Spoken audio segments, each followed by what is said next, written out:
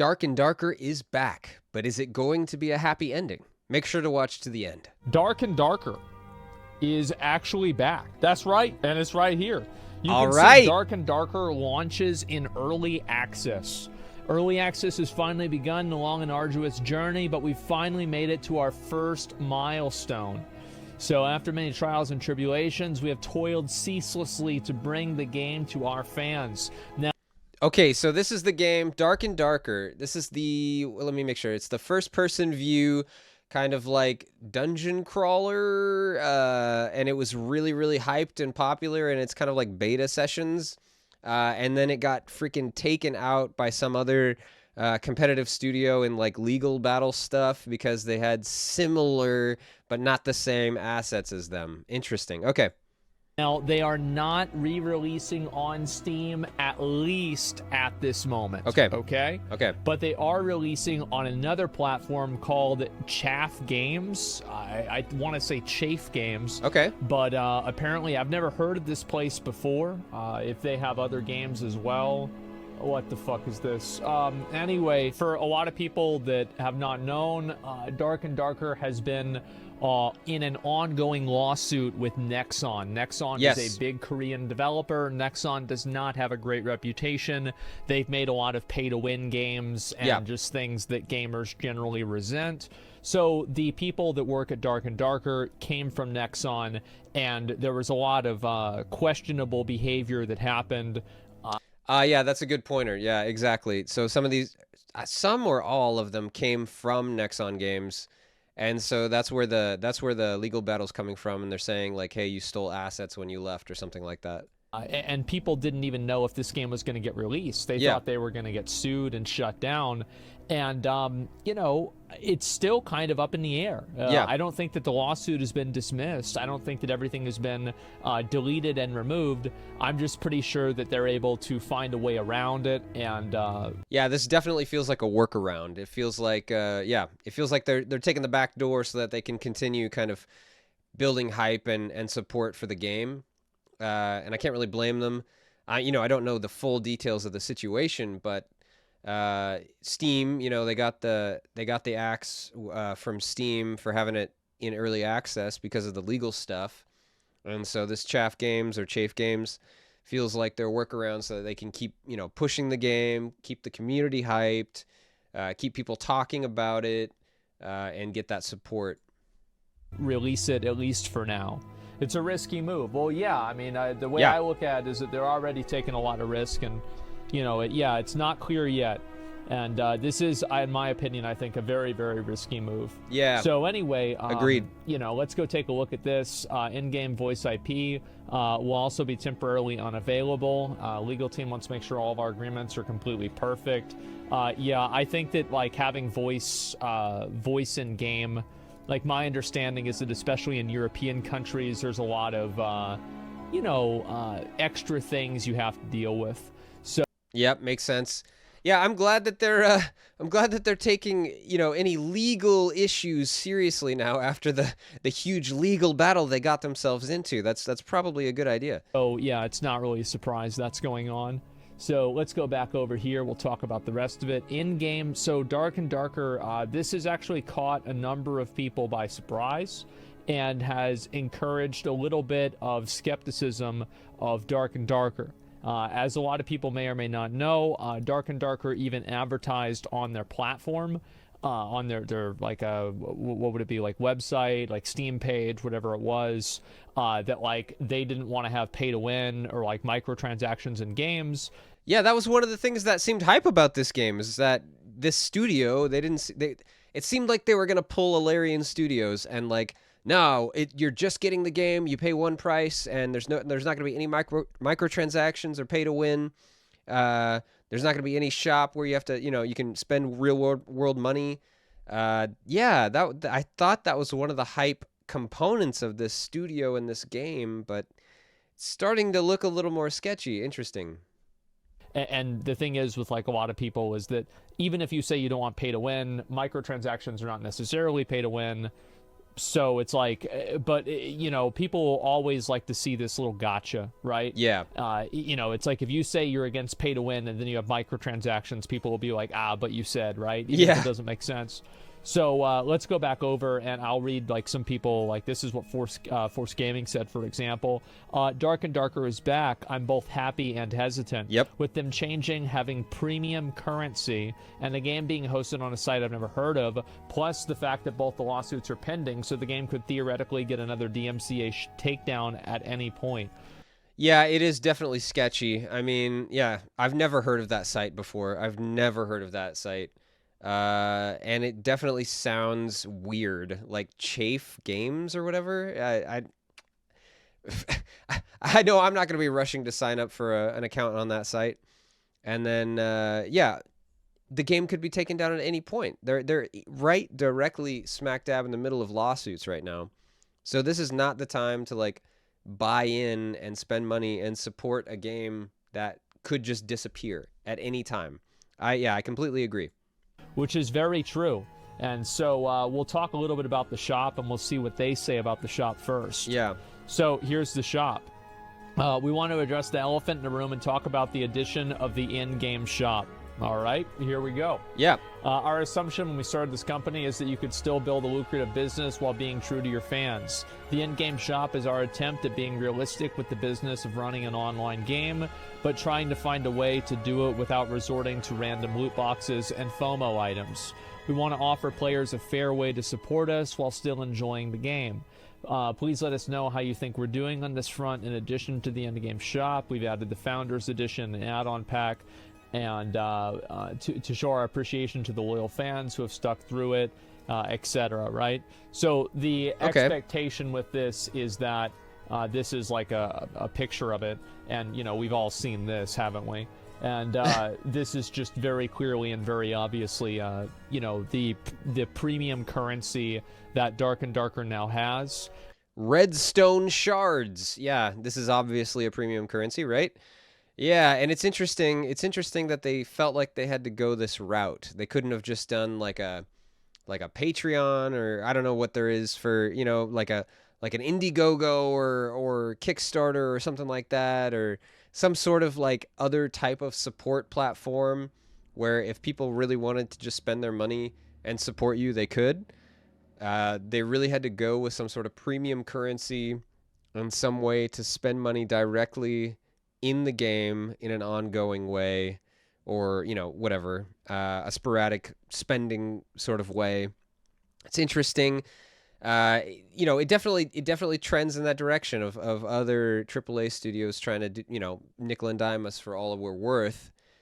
Yeah, it's interesting. Interested to see where it goes. Redstone shards, the premium currency of Dark and Darker, empowering you to acquire cosmetics and provisions to accompany you on your journey. Okay. Players can purchase redstone shards in their... Okay, so cosmetics doesn't bother me, but provisions, that definitely sounds like it could mean pay to win. Their local currency. In-game currency, including purchase of redstone shards, is non-refundable. So this is pretty much normal, and, you know, everything. It's cosmetic.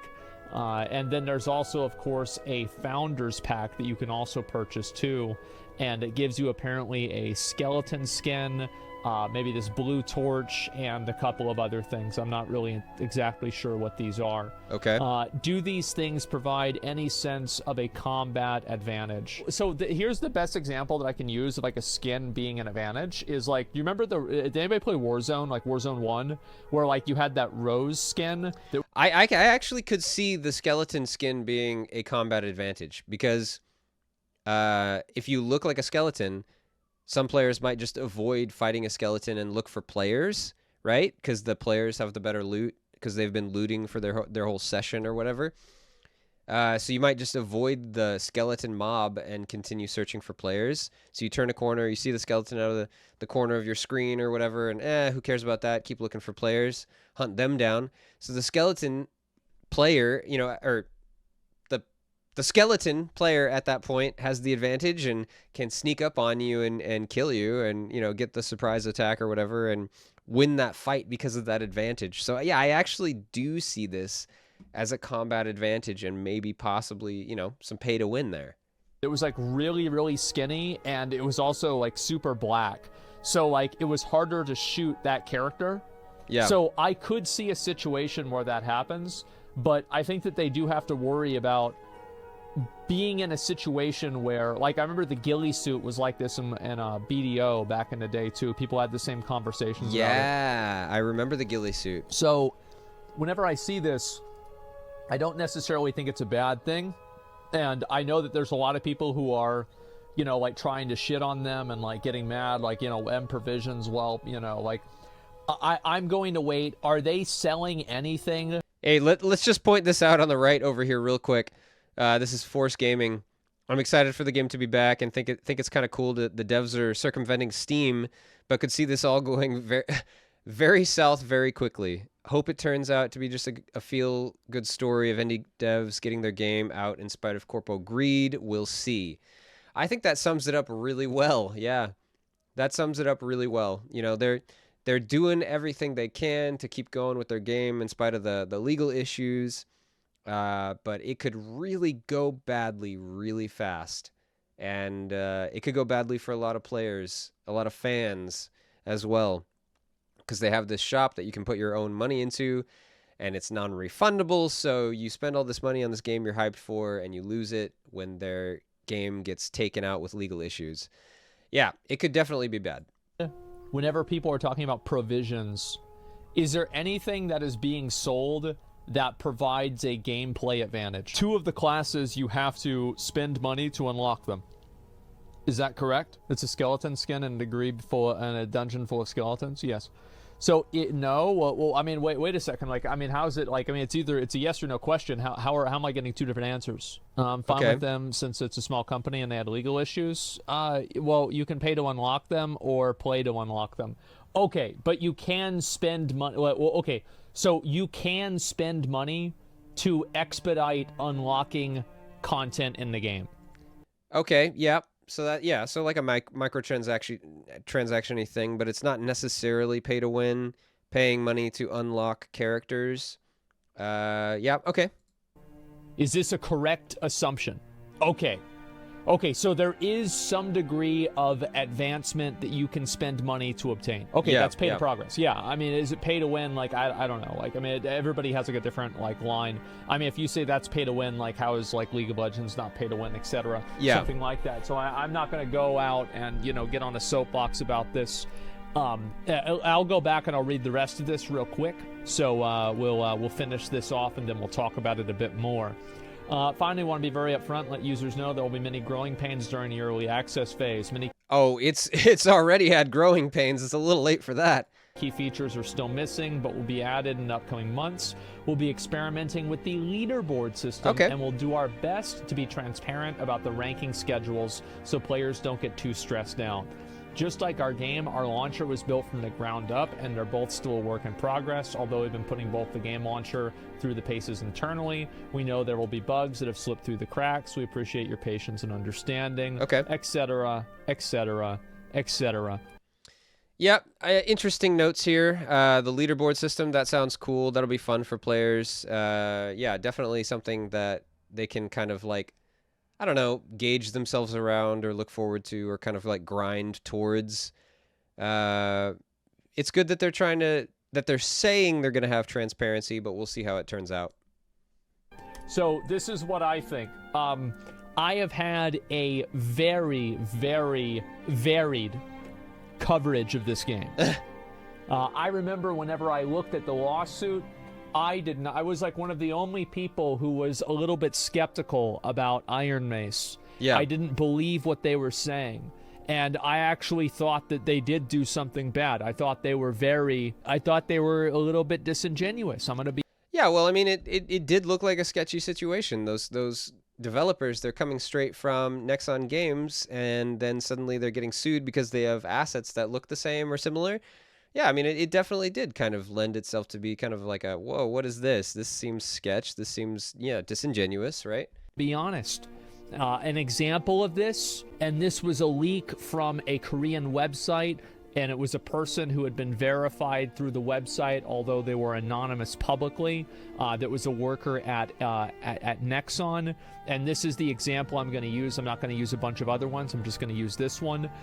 Is that Iron Mace had said that they had used that Nexon was shutting them down for using store assets. However, it is apparently common in game design, or at least it was common at Nexon, to use store assets from the Unreal Store as placeholders before the internal assets were developed. Okay. So the game that they were developing and working on, it was like a Project 3 or something like that. I don't remember what it was, but it was something like this at Nexon, used these exact same animations and these exact same characters. So whenever they said that, oh, they're trying to shut us down for store assets, that's technically true, but they left out the fact that those store assets were also used in the internal testing of the Nexon game as well. Yeah, that's a good point. I forgot about that. So yeah, the fact that they use the same store assets for like kind of, you know, whatever testing or whatever, or like just as a stand-in is not that big of a deal, but when they were using it in actual builds, that's different, because then it shows the intention of like, okay, this is part of our game now, and they're using those exact same assets as part of their game, which is the same kind of concept and kind of build. Yeah, it is a little bit more sketchy at that point. And I think that was intentionally disingenuous. Yeah. And I'm the kind of person that whenever I smell smoke, I think there's a fire. And as soon as I see any degree of inaccuracy, any degree of obfuscation, any degree of anything, I immediately assume that the person is a fucking liar. Right? That's fair. That's just how it is. Yeah. That's how I am. I bought and sold a lot of things over my time on faith, you could say, and where you can't just go and, you know, get things fixed. Right. All right, well, I'm just gonna have you've got to have an element of trust. Well, we got the meat of this video. Yeah, this is mostly just Asmon's opinions and stuff at this point, and that's fine. I really wanted to get the meat out of this and kind of react to that, so we're gonna wrap up here. I really think that this is a super sketchy situation for any fans of this game. I personally would recommend that you do not buy in. You do not spend your money to support the studio. Like, I guess if you just really believe in them, you can, but you would be going against advisory, and I'm not like some advice expert. I can't give you anything official, but as my personal opinion, like, I would not support this company at this point. It's super sketchy. They're right in the middle of two like huge legal battles where their game could just get taken down at any point. All of the money that they're getting in support is non-refundable. And yeah, I don't know. They're using some weird, sketchy site we've never heard of. Again, back to the Force Gaming tweet, or whatever X is calling it these days. It could be really cool, but it also could go south very, very quickly. I would hate to see that happen for people investing their money trying to support the studio. So just a huge cautionary warning if you're going to throw your money at these guys. It may not turn out well. Well, what do you guys think? Should we build some hype for Dark and Darker, or should we let it sit for a while? Leave a like, a subscribe, and I will see you next time.